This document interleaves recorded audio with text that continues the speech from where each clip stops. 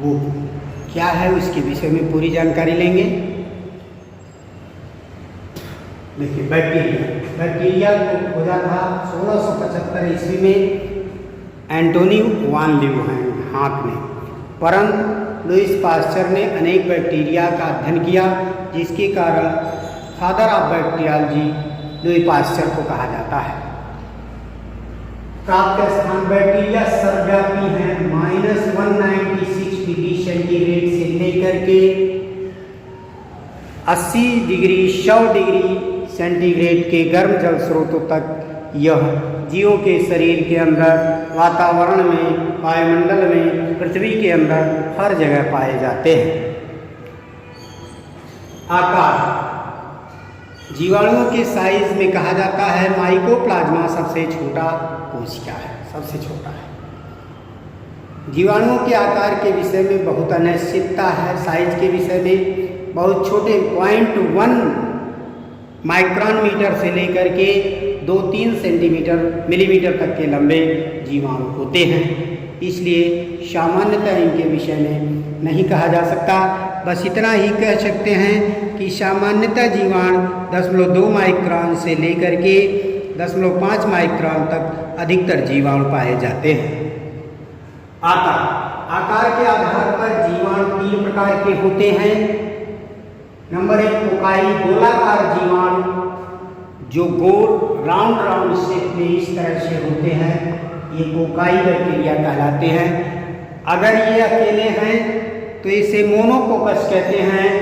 दो के जोड़े बनाए हैं तो इसे डिप्लोकोकस कहते हैं, और जोड़े को ऐसे लड़ी बनाते गए हैं तो इसे स्टेप्टोकोकस कहते हैं। यदि ये वर्गाकार कॉलोनी बना लेते हैं तो सर्सिनोकोकस कहते हैं। इस तरह से कोकाई हैं, सब गोलाकार जीवाणु हैं। अकेले है मोनोकोकस, 2 के जोड़े में है डिप्लोकोकस, बहुत सारे एक साथ लड़ी बनाए हुए हैं तो इसे स्टेप्टोकोकस कहते हैं। दूसरे बैसिलाई दंडाकार जीवाणु। दंडाकार जीवाणु क्या होते हैं?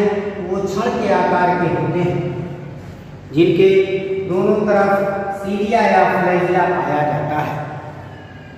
अगर ये भी एक है तो मोनोबैसिलस, 2 हैं डिप्लोबैसिलस, और बहुत सारे एक साथ जुड़े हुए हैं तो स्टेप्टोबैसिलस कहलाते हैं। स्पाइरल, ये स्पाइरल आकार के सर्पिलाकार होते हैं, जो है यह अनेक प्रकार के, कुछ छोटे कुछ बड़े भी होते हैं, ऐसे करके होते हैं। ये सर्पिलाकार, जैसे विब्रियो तो कामा के आकार का होता है, ऐसे इसे कामा आप बताते हैं, कामाकार जीवाणु है स्पाइरल। अब आइए देखते हैं स्ट्रक्चर ऑफ बैक्टीरियल सेल। एक बैक्टीरियल सेल जो प्रोकैरियोटिक सेल है, जब आपको सेल पढ़ाया जाएगा तो फिर इसको बताया जाएगा, यहाँ स्कूल जानकारी आप केवल ले लें कि बैक्टीरियल सेल में 3 भाग ही होते हैं। बाहर का भाग यह तीनों मिलकर इन्वेलप बनाता है, बाह्य आवरण बनाता है, जिसके ऊपर जो है स्लाइम लेयर, जिसे कैप्सिड या कैप्सूल भी कहते हैं, यह जो है ग्लाइकोकेलिक्स कहलाता है। यह ग्लाइकोप्रोटीन्स का बना होता है। उसके अंदर सेल वॉल है। सेल वॉल जो है का प्रेजेंट होना ये बताता है कि जीवाणु पौधे हैं। सेल वॉल में पेप्टिडोग्लाइकॉन, हेमीसेलुलोज, सेलुलोज, प्रोटीन आदि पाए जाते हैं। भिन्न भिन्न प्रकार के जीवाणुओं में सेल वॉल के संगठन भिन्न भिन्न होते हैं। उसके अंदर एक झिल्लीवत रचना है, जिसे प्लाज्मा मेम्ब्रेन कहते हैं। यह झिल्लीवत रचना है, झिल्ली है, जिसे आप सेल मेम्ब्रेन या प्लाज्मा मेम्ब्रेन कहते हैं। यह मेम्ब्रेन कहीं कहीं पर अंतर्वलित होती है, जिसे मीजोसोम कहते हैं। यह मीजोसोम केवल ऑक्सी जीवाणुओं में पाया जाता है। वे जीवाणु जो ऑक्सी श्वसन करते हैं ऑक्सीजन की सहायता से, उन्हीं में यह पाया जाता है। इसके अंदर का पूरा भरा हुआ भाग साइटोप्लाज्म कहलाता है। साइटोप्लाज्म में डीएनए खुले रूप में रहता है, यानी इसके अंदर केंद्रक नहीं होता। डीएनए यानी आनुवांशिक पदार्थ डीएनए खुला रहता है, डीएनए पर हिस्टोन प्रोटीन नहीं पाया जाता। इसके साथ साथ कुछ अतिरिक्त आनुवांशिक पदार्थ वृत्ताकार डीएनए के रूप में होता है, जिसे प्लाज्मिड कहते हैं। ये प्लाज्मिड सभी जीवाणुओं में नहीं पाया जाता, कुछ ही जीवाणुओं में पाया जाता है। ये प्लाज्मिड एफ कारक, आर कारक, कोल कारक तमाम तरह के होते हैं। इसमें कुछ राइबोसोम्स पाए जाते हैं जो छोटे प्रकार के राइबोसोम्स हैं, 70-80 प्रकार के राइबोसोम्स होते हैं। कुछ जीवाणुओं पर इस तरह से फ्लैजिला पाई जाती है, कशादिकाएं पाई जाती हैं, जिनकी सहायता से चलते हैं, तो इन्हें चल जीवाणु कहते हैं। यहाँ देखिए हमने चार्ट बना कर दिया है। चार्ट में बताया गया जीवाणु कोशिका के मुख्य भाग क्या है। 3 भागों में बांटा गया, इन्वेलप, साइटोप्लाज्म, अपेंडेजेस। इन्वेलप में ग्लाइकोकेलिक्स, इन्वेलप में ग्लाइकोकेलिक्स है, जिसे आप कैप्सूल या स्लाइम लेयर कहते हैं। फिर सेल वॉल है, फिर सेल मेम्ब्रेन है, ये देखिए जिसे आप प्लाज्मा मेम्ब्रेन कह रहे हैं, सेल मेम्ब्रेन है।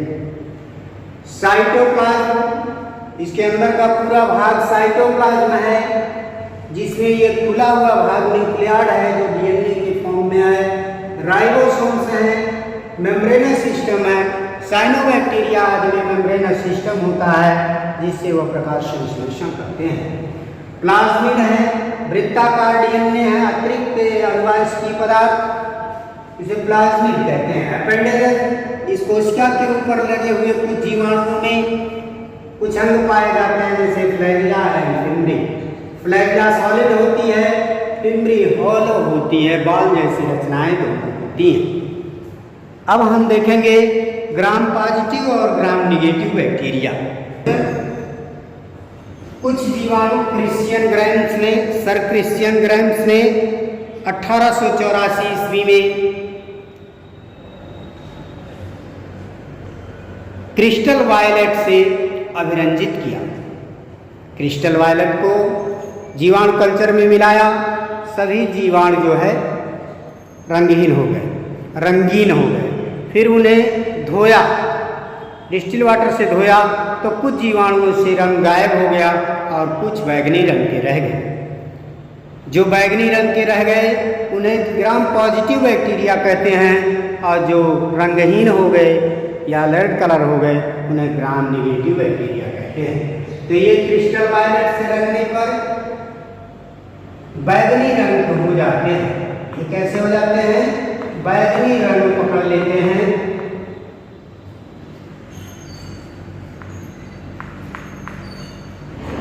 और ये रंगहीन रह जाते हैं, हो जाते हैं।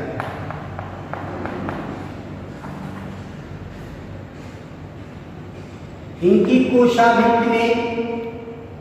कोशाभिक्ति में जो है टिकोइक अम्ल होता है। कोशाभिक्ति में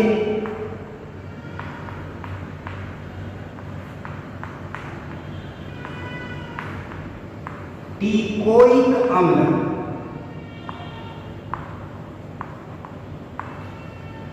होता है।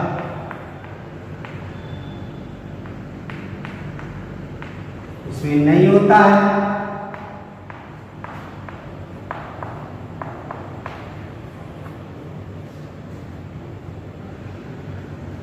कोशाभिक्ति मोटी होती है।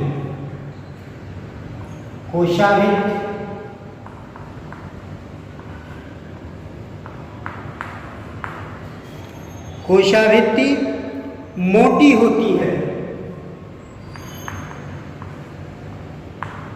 और अपेक्षाकृत पतली होती है।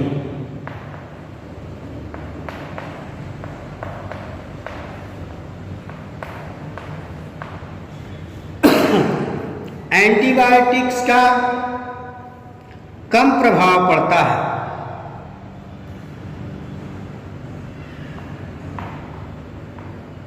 प्रतिजैविकी का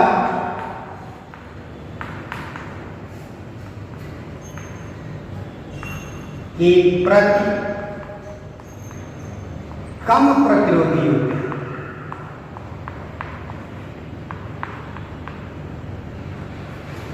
और ये अधिक प्रतिरोधी होते हैं।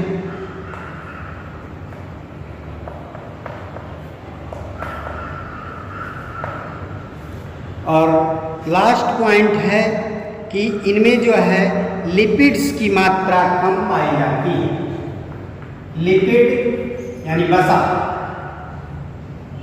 कम होती है, यानी 1 से 4%, और इसमें अधिक होती है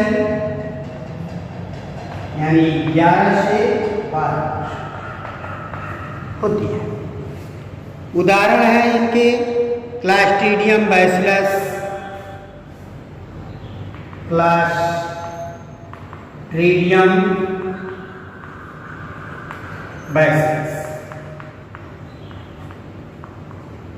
और इसमें है राइजोबियम।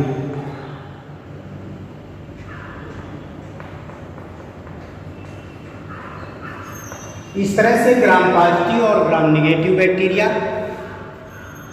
सर क्रिश्चियन ग्रैम्स ने अल्ट्रावायलेट से कलर किया। जो जीवाणु कलर बैगनी रह गए वो ग्राम पॉजिटिव हैं, जो जीवाणु रंगहीन हो गए वो ग्राम निगेटिव हैं।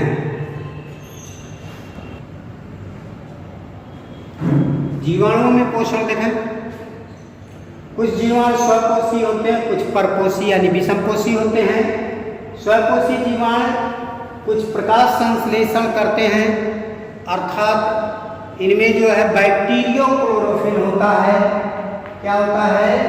बैक्टीरियोक्लोरोफिल होता है, जिसकी सहायता से ये प्रकाश संश्लेषण कर लेते हैं और अपना भोजन स्वयं बना लेते हैं। रसायन संश्लेषी जीवाणु जैसे सल्फर जीवाणु, नाइट्रीकरण जीवाणु, विनाइट्रीकरण जीवाणु, ये विभिन्न प्रकार के अकार्बनिक यौगिकों का विखंडन या संलयन करके उनसे ऊर्जा प्राप्त कर लेते हैं और सूर्य ऊर्जा की सहायता से अपना भोजन बना लेते हैं।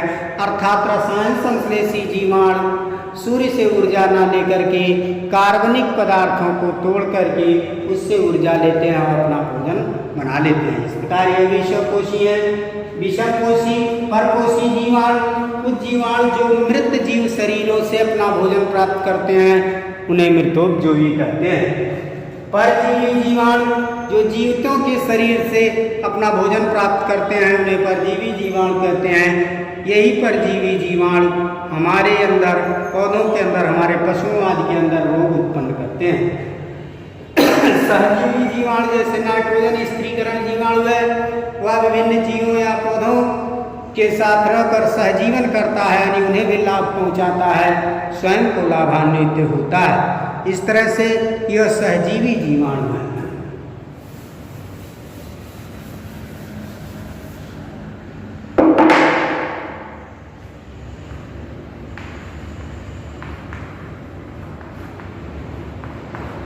जीवाणुओं का महत्व कहते हैं कि जीवाणुओं के बिना हमारा जीवन असंभव है और जीवाणुओं से हमारा जीवन दूभर है, मुश्किल है, हार्ड है। अर्थात बिना जीवाणु, अगर सारे जीवाणु नष्ट हो जाएं तो हम भी नष्ट हो जाएंगे, इतने लाभकारी हैं। लेकिन यदि बहुत अधिक जीवाणु हो जाए तो हमें नाना प्रकार के रोग, हमारे वस्तुओं की क्षति होगी, जिससे हम मुश्किल में आ जाएंगे। इसीलिए कहा गया है without bacteria no life, with bacteria hard life.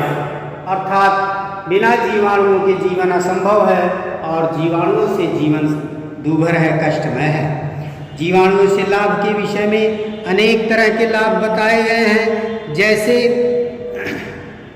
भोजन के रूप में दूध से दही में बदलता है जीवाणु, पनीर बनाते हैं, सिरका बनाते हैं, तमाम खाद्य पदार्थों का निर्माण किया जाता है, विटामिनों का निर्माण किया जाता है और जो है एंजाइमों का भी निर्माण किया जाता है। इस तरह भोजन के रूप में दूध से दही बदलना, पनीर बनाना आदि निर्माण विभिन्न प्रकार के व्यवसाय में, चमड़ा उद्योग में, पटसन उद्योग में, सड़ाने का काम, चाय उद्योग में रेटिंग करने का काम, सड़ाने का काम मृतोपजीवी जीवाणुओं द्वारा ही होता है। इसके अलावा विटामिन्स का निर्माण करने में एंटीबायोटिक का निर्माण करने में जीवाणुओं का प्रयोग किया जाता है। हम जानते हैं मेथेनोजन बैक्टीरिया से बायोगैस बनता है, इस तरह से बायोगैस भी हमें प्राप्त होता है। साथ ही जीवाणु विभिन्न जीव शरीरों को सड़ा गला करके नष्ट कर देते हैं, जिससे सफाई का भी काम होता है। जीवाणुओं से होने वाली हानियाँ बहुत प्रकार के रोग, जैसे आलू का रेड रॉट रोग ये जीवाणुओं से होता है, क्राउन गॉल रोग ये जीवाणुओं से होता है, विल्ट रोग ये पौधों पर होने वाले रोग, साइट्रस कैंकर रोग जो नींबू में होता है, डालियाँ सूख जाती हैं, वो जीवाणुओं से होता है। मनुष्यों में तमाम तरह के हैजा, कॉलरा, कोढ़, निमोनिया, डिप्टीरिया, काली खांसी जैसे अनेक प्रकार के रोग होते हैं। कभी कभी कुछ जीवाणु भोजन में रह करके उन्हें विषाक्त बना देते हैं। ऐसे भोजन को करने से व्यक्ति की मृत्यु हो जाती है। जल प्रदूषण करते हैं। कुछ जीवाणु भूमि के नाइट्रोजन को विनाइट्रीकरण क्रिया द्वारा मुक्त कर देते हैं, जिससे भूमि की उर्वरा शक्ति में ह्रास होता है। इस तरह से जीवाणु जो है हमारे लिए हानिकारक भी हैं और लाभदायक भी हैं।